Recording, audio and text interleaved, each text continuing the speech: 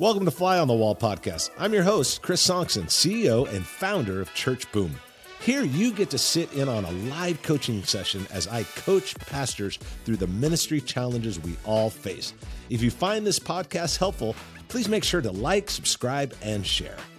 Hey everyone, welcome to today's podcast. It is part of Church Boom. And if you've never checked out Church Boom, you can always go to churchboom.org. We've got tons of resources, things for you to be involved in, coaching that you can get.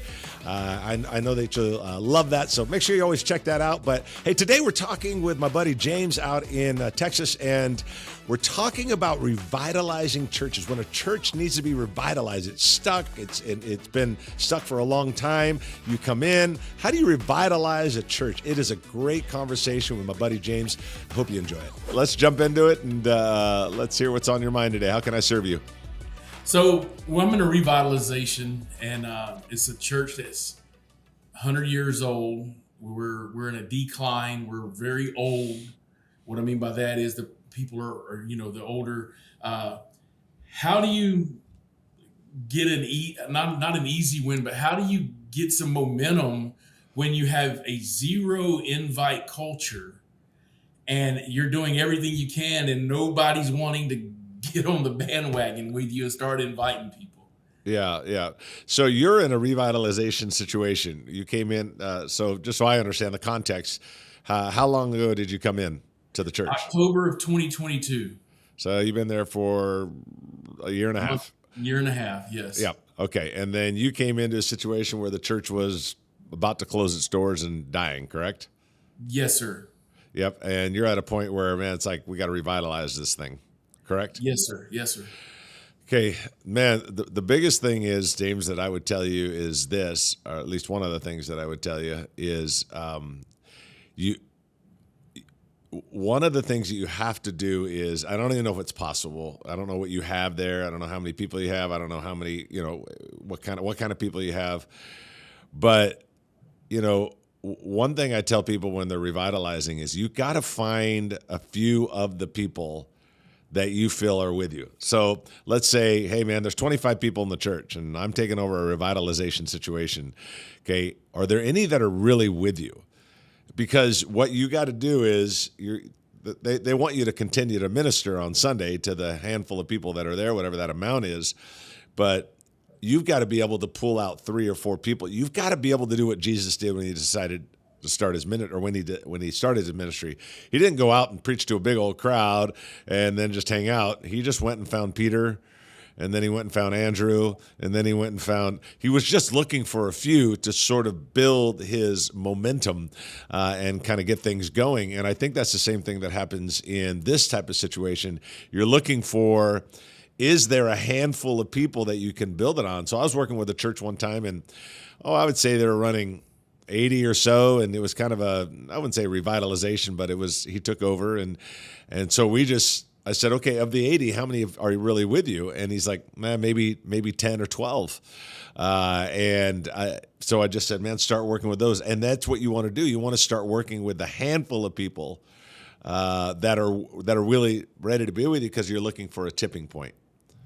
Mm-hmm. Is ultimately, okay. You're working with a handful of people, start working with them. One by one, you're working with them until you get enough people that feel like they're really with you and really moving forward with you. But you're looking for that tipping point because otherwise you're going to have a really difficult time if you don't find the tipping point. Okay. Does that make sense? It makes a lot of sense. We've got we fluctuate between 16 and 20. Okay. And out of that 16 to 20, there's 5 to 6, I would say, not counting my wife and I, 5 to 6 that I could call out and do what you're talking about. Yeah. Well, that's what you have to do. I would pull them aside, those 5 or 6, have a meeting in your living room, start talking with them, and just say, look, if we're going to build this thing, I got to build it on people that I think understand where we're trying to go, understand the vision, understand the heart. Right. I got to build it. I need your help. It's what Jesus did. He went and got Peter and Andrew, and that's what you need to do. You need to go find your Peter and Andrews, and you need to work with those people. I literally had the guy I was telling you about. He said it was about 15 or 20 people out of the 80. I said, start having meetings at your house. start working with them. There's a guy I'm doing that with right now. I'm literally doing it with that guy. He started with 8 and he's up to about 30 now. When he feels like there's a tipping point that's starting to happen, you're going to have to separate them out and start working with them and help them to start understanding the vision. You're going to need them in your corner until all of a sudden there's a tipping point. But if you don't have that and you just kind of go Sunday to Sunday, you're going to have a hard time. I think you need to pull people out from that Sunday and start working with them, because you're looking for the core inside of the group. You're looking for the core inside of that group. So that church is 80 and there's 15, take the 15 out. The church is 50 and there's 8, take the 8 out. In your situation, there's 5 or 6 besides you and your wife, take them out and say, look, we need to start working together. Here's what I'm looking for. And what are you going to talk to them about? Here's what we're going to talk about. Man, I need you to help control the environment in the room on Sunday. I need you to worship a little bit more than other people. I need you to start inviting. I need you to lead out in front. You're going to have to get them to start moving forward with the vision if anything's going to happen. Otherwise, man, it's a long battle, because not everybody's going to go up with you. There's early, mid, and late adopters. You need the few that are early adopters to run with you. Right. Yeah. So for us being in a rural community of about 5,500, and we're getting a lot of influx because there's a lot from South Austin coming down because they're being priced out of places to live. The dilemma that I'm having now is trying to stop doing a lot of stuff, which a lot of churches do, and I get it, but I'm trying to find that niche of what we could do to be good, and to where we can serve the community. But when you don't have the manpower to help out with that, any suggestions on what to do in that situation? Because you can only grow so fast, and you don't want to put a sloppy, I hate to say this, but a sloppy presentation together on a Sunday morning. Yeah. And are you talking about what you're doing on Sunday, James, or are you talking about how do we reach the community in this rural setting? Reach the community in the rural setting, right. Man, I tell you, one of the things I think back to, we have several campuses at South Hills, and one of the things I think back to is when we were just getting rolling with our Burbank campus, and the pastors there, Dave and Carrie Stewart, they did such a great job. And that's not a rural community, obviously. It's like Hollywood, but the principle's the same. They just found ways for them to connect the people they did have. It wasn't big at the time, it was growing, but the people they did have to connect with the people in the city. And so they started this thing called Love Where You Live. And actually it was called Love the 818, which was the area code. And they figured out ways to serve the community. So, hey, we found out that the teacher's lounge was a mess at an elementary school. So what if we repainted it? And what if we took 5 or 6 of our people and just redid the teacher's lounge? We found out they started doing donut drops at the schools. Every Monday they would leave donuts at in the teacher's lounge, or they found out that the park wasn't all clean, and they got a few people together and cleaned it up. So they did these Serve Saturdays, where the people started serving the community on Saturdays. And they didn't do it every week. They did it about once a quarter. But they started doing they would get these projects from chief of police, the fire department, the mayor, the superintendent of schools, whatever it is.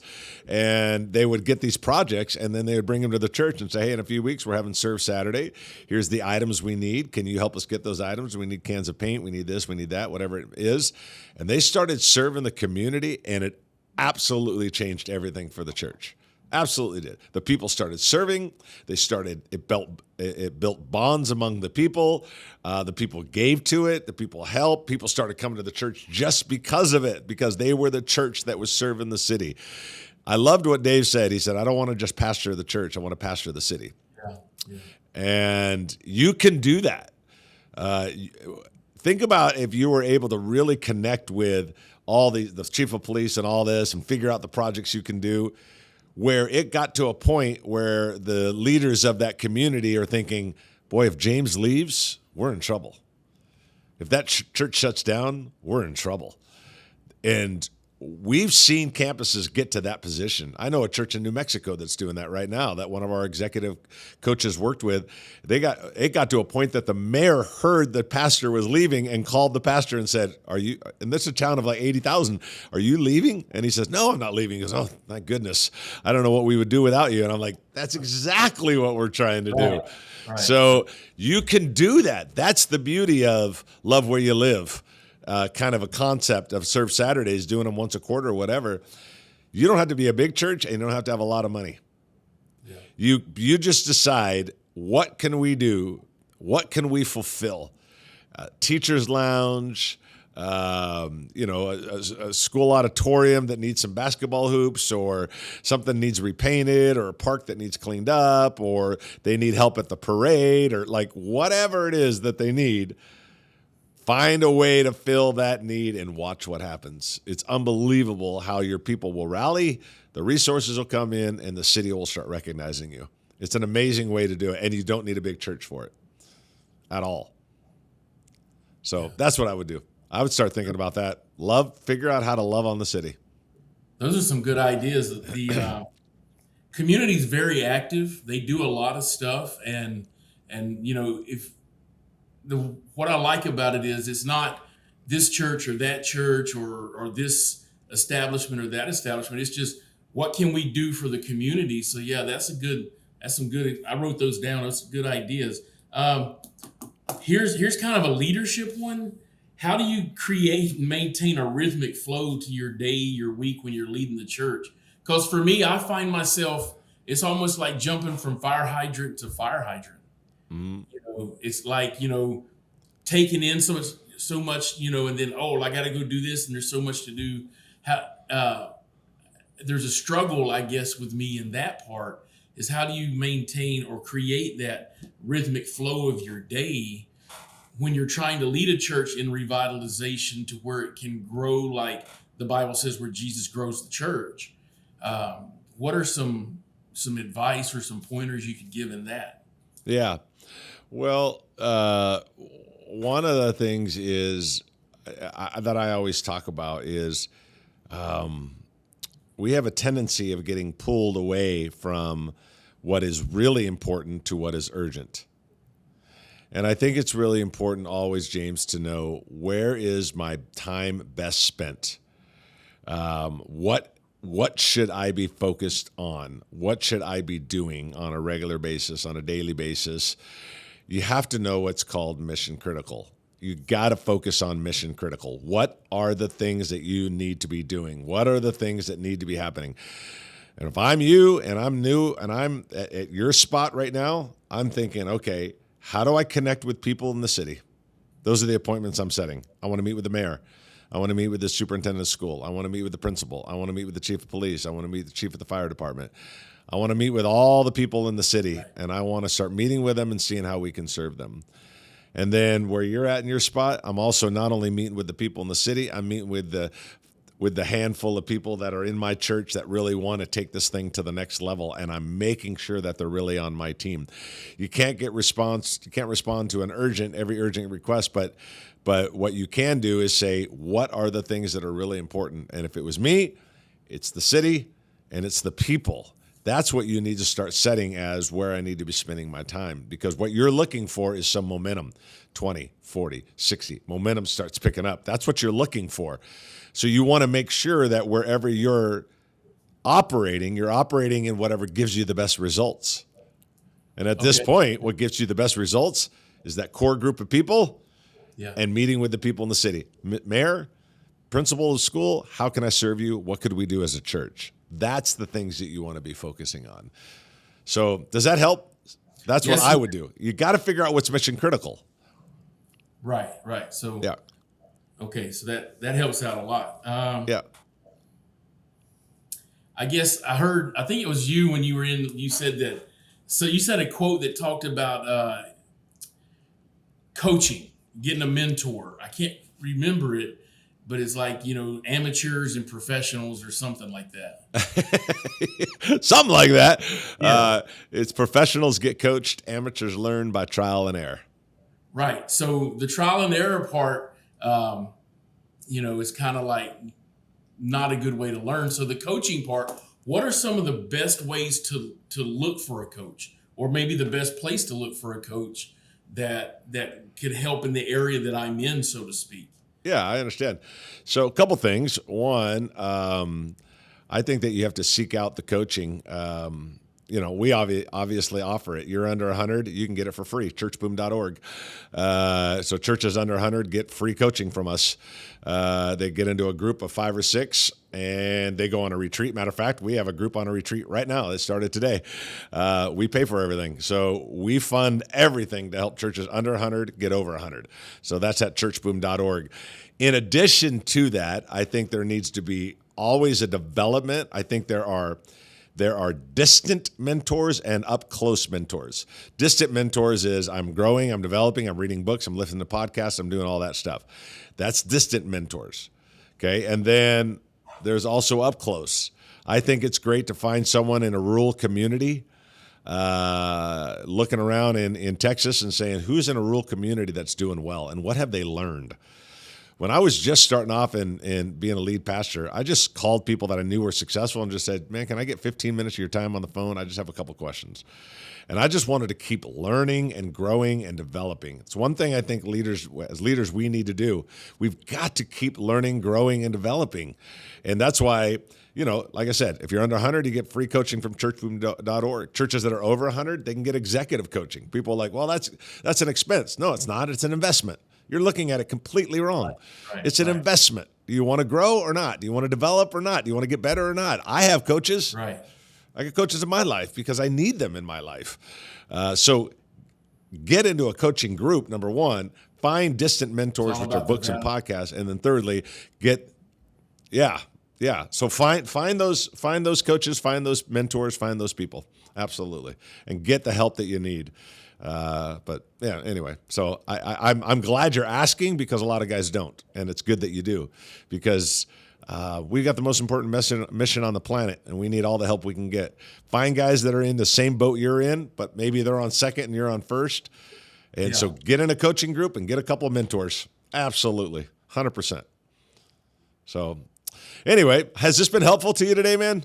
It has. It's really given me a lot of information that. Like you said, some people may not ask about, but me, I'm kind of like, well, if you don't know, you don't know. And the only dumb question is the one you don't ask. That's right. That's good. It's really done a lot. I appreciate your time. Oh, absolutely, James. Always here to help. I definitely encourage you to go to churchboom.org, get some of the coaching there, free cohorts, whatever. You know that I'm always here for you. Church Boom's always here for you. We just want to help you win, man. But hey, thanks for being on the podcast, man. I really do appreciate it, bro. Thank you for having me, sir. All right. Have a good day, bud. You too, sir. Thank you. Thank you for tuning in to the Fly on the Wall podcast. We hope today's episode provided you with some practical steps to lead your church to the next level. If you found this episode helpful, take a moment to leave us a review and share it with others. Remember, when the pastor grows, the church grows, and we grow pastors. We love you. We're your raving fans, and we are cheering you on. See you next week.